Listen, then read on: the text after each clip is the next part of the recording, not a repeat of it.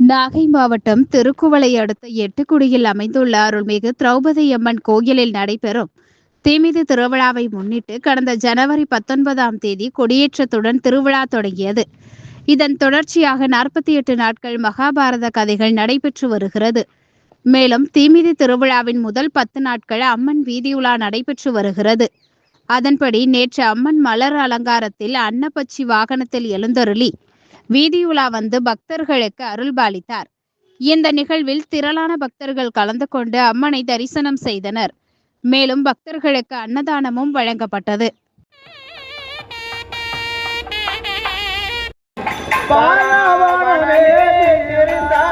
அம்மன் 18 நாள் சண்டை முடித்து பட்டாபிஷேகமும் கொண்டாள். 18 நாள்